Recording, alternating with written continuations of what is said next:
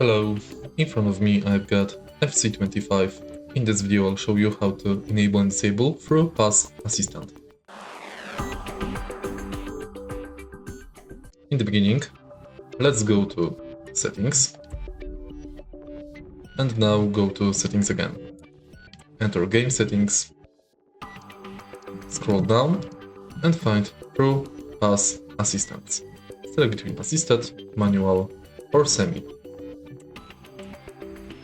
Through pass direction and power are both assisted to better direct player passes into receiver path while avoiding opponent players.